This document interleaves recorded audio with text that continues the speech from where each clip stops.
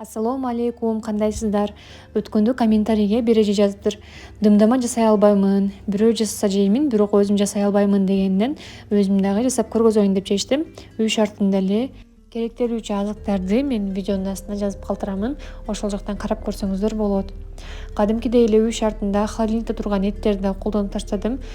Эгерде жасагыңыздар келсе, свежий эттен колдонсоңуздар аябай жакшы болот. Даамы сонун болуп чыгат. Морозильникте карасам, өткөндө пловтон ашкан сабиздер бар экен. Алардын да жарымын колдонуп салайын деп алдым дагы.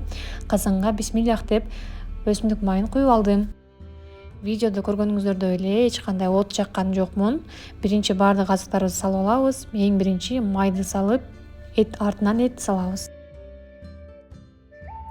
Эттерди салып бүткөн соң, эми кезеги менен пиязды салабыз. Татымга жараша туз жана кара мурч коштук.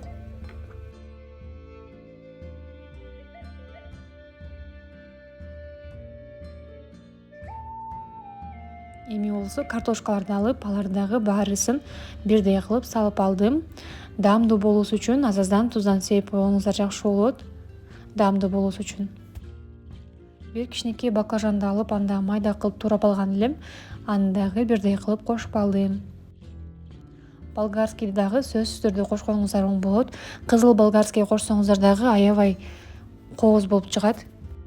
Азыктарыбыздын үстүнө туздан сепип койдум. Жана дагы ушул сабиздерибиз ысырап болбосун деп аларды дагы кошуп койдум. Сиздер кааласаңыздар свежий эле сабизден колдонсоңуздар болот. Туурап алган помидорлорду салууну баштайбыз. Помидорду эң акырында салганыңыз оң болот. Соогу чыгып аябай даамдуу болот. Жана дагы 4 тиш чеснокту мен майда туурап алдым. Аларды дагы салып койдум. Эң аягында капуста менен жаап салабыз. Бизде өткөндө да кылганбыз. Дымдама ошонун ашкан кичинекей капустаны да кошуп салдым. Жана дагы туздан сөзсүз кошуңуздар, даамдуу болот.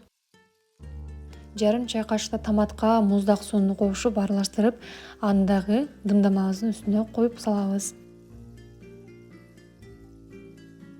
Эми капкагын жабып, көргөнүңүздөрдөй мен эч кандай от жаккан жокмун. Капкагын жапкан соң от жагып баштайбыз. 10 мүнөттөй жогорку температурада кайнатып алабыз. Андан соң 10 мүнөттөн кийин төмөнкү температурада кайноосу керек. Негизи видеого тартпасам бат эле жасап коемун. Видеого тартып бир аз кечке калдым. Жалпысынан төмөнкү температурада 1,5 сааттай кайнады.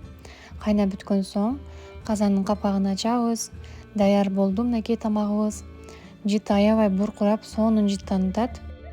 Баардык азыктарыбыз даамга жакшы келүүсү үчүн жакшылап аралаштырып алуу керек. Жакшылап аралаштырып бүткөн соң тарелкаларга салып, дасторконго койсоңуздар болот. Урматтуу көрүүчүлөр, эгерде видео сиздерге жаккан болсо, пайдалуу болгон болсо, лайк басып, жакшы комментарий калтырып койсоңуздар аябай сүйүнөт элек. Жана дагы ушул видеону дымдама жасай албагандарга жөнөтүп койсоңуздар жакшы болмок. Кийинки видеолорго чейин саламатта калыңыздар.